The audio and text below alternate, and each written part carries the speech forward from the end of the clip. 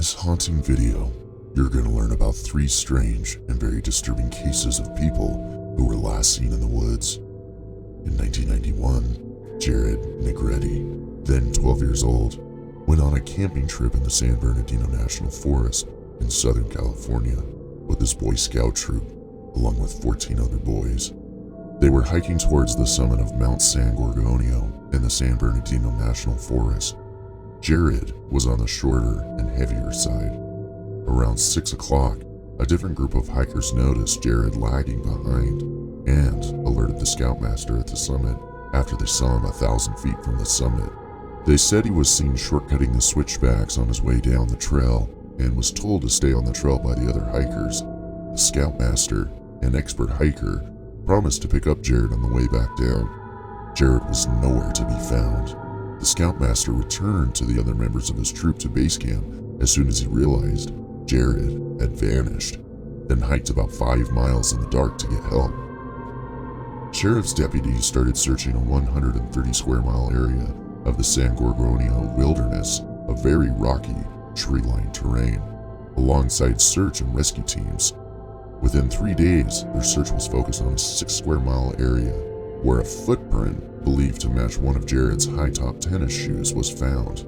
Searchers also discovered beef jerky and candy wrappers believed to have been dropped by Jared.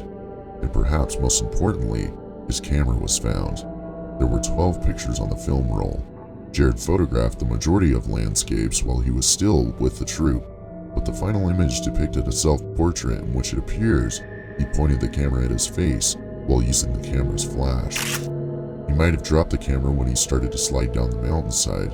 At least 70 officers were deployed, including some airlifted by helicopter and some on horseback. Even some of the helicopters had infrared scanning capabilities. Up to 3,000 people spent over 45,000 hours searching 50 square miles of the San Bernardino National Forest over the course of the following 2 weeks. So the question is, did he fall off of the trail and slip down the mountainside?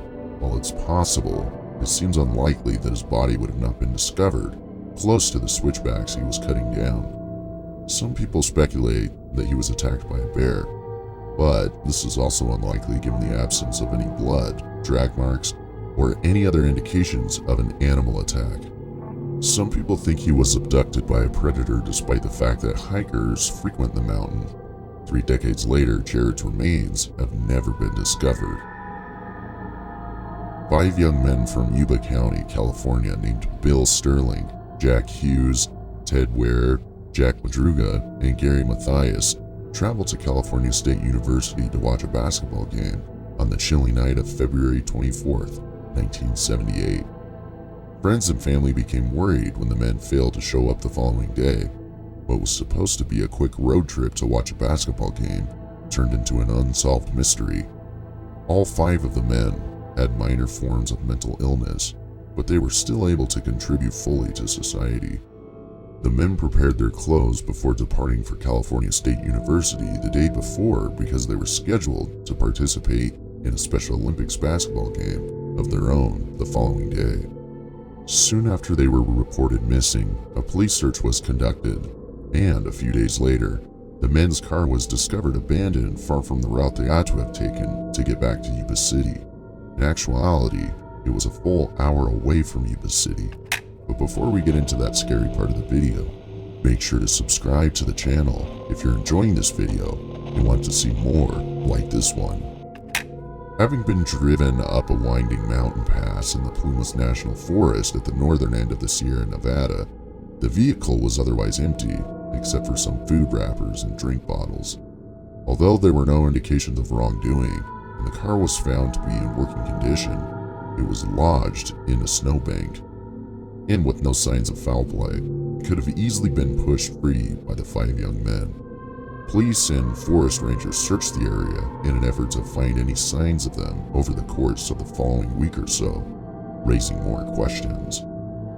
Unfortunately, a passing snowstorm obscured any potential footprints, or God forbid, their bodies. Despite numerous sightings of the 5 young men, none of them resulted in their discovery. First, a man named Joseph Scones called police saying he saw the group of men on the Friday they disappeared, while he was trying to push his stuck car out of the snow. While attempting to push his car out, Joseph experienced a mild heart attack. When he noticed flashing beams and a small group of men outside, he tried to call out to them for assistance, but they abruptly disappeared, seemingly ignoring him. A second witness claimed that on Saturday and Sunday, she saw 5 men in a red pickup truck about an hour from the scene of the abandoned car. She told the police that only 2 of the men left the truck and entered her shop to use the phone and buy food. Everyone was so perplexed by their disappearance, even more so months later after the snow had melted in June of the same year, and this confusion only grew. When police checked a Forest Service trailer after a local man spotted a broken window, they discovered Ted Ware's body inside. Despite there being food nearby the trailer, it appeared that he died of starvation. His feet were severely frostbitten, and he was wrapped in numerous layers of blankets, but the fireplace, which could have been quickly set up and kept him warm, was left unattended. Additionally, Ted did not use the warm snow gear that was discovered in the trailer. It's possible he may have lived up to 13 weeks following the initial disappearance. The bones of Bill Sterling, Jack Hughes, and Jack Madruga were discovered 20 miles from the location where the car had been abandoned. Close to Ted's malnourished body, all 3 men had perished from hypothermia. Strangely, only Gary's shoes were found in the nearby woods. Gary was never located, and nobody knows why the group went in the direction they did, or why they abandoned their fully functional car, which the 5 men could have easily pushed out of the snow, only to separate from one another and ultimately starve or freeze to death. No one has an explanation for these actions as of this video. Additionally, all of the families concurred that it was out of character for them to refuse to assist John Scones when he yelled for help to push his car out of the snow, or why Ted didn't even try to start a fire or use the trailer's heating system, or consume food that was left inside. Craig Freer, a resident of Scotia, New York, was 17 years old when he vanished in June 2004. He was a well-liked young man with red hair, dimples, and a friendly smile. He was a star soccer player at Scotia Glenville High School. According to his friends and family, he was about to be named captain of his squad. Additionally, Craig started working a part-time job and things were looking up for him. Craig had a few colleges that were interested in giving him a scholarship because of his athletic prowess. In other words, the world was truly his oyster. However, everything changed on June 27, 2004. He entered the woods that day and vanished without a trace. Rewinding a little, Craig's parents were pleased that he would be balancing work with his busy schedule when he started working at the Price Chopper supermarket in Glenville, New York. On the dreaded day of Craig's disappearance, he was seen by his parents walking out of his home for what would be the last time. His parents believed he would be going to his job, even though his mother Veronica had seen him carrying his uniform to his car. When she went to the supermarket where Craig worked a few hours later to do some shopping, she was surprised to find no sign of him. Craig's parents called his girlfriend because he had left his phone behind, but they were unaware that she was actually his ex-girlfriend at the time. She initially denied knowing where he was when they called to ask, but after a second call, out of guilt, she admitted that he was with her. Craig received a lecture from Veronica over the phone, telling him that they needed to talk to him and that he needed to return home immediately. Little did they know that he was visiting her because he was upset about their recent breakup.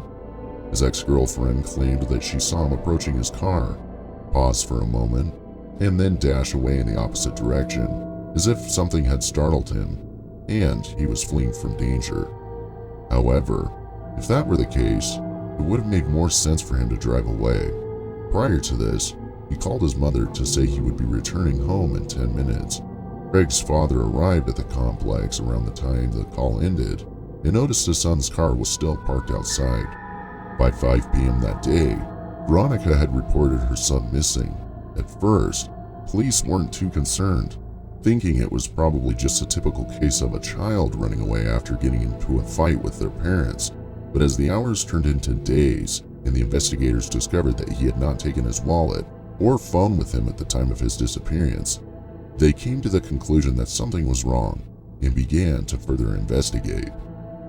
A few young people came forward and reported seeing Craig, or someone who matched his description, walking along the railroad tracks beside his ex-girlfriend's apartment building before entering the woods. This provided police with a significant lead. They claimed that he motioned for them to be quiet. Then they attempted to call him, but otherwise just kept walking and vanished into the woods.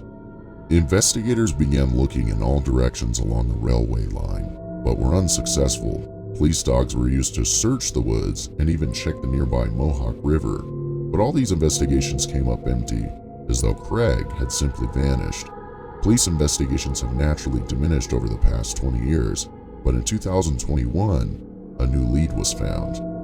Investigators learned from one of Craig's Price Chopper supermarket coworkers that he saw Craig in the passenger seat of a car traveling north on Route 50 in Glenville sometime between June 27th and July 2nd, 2004.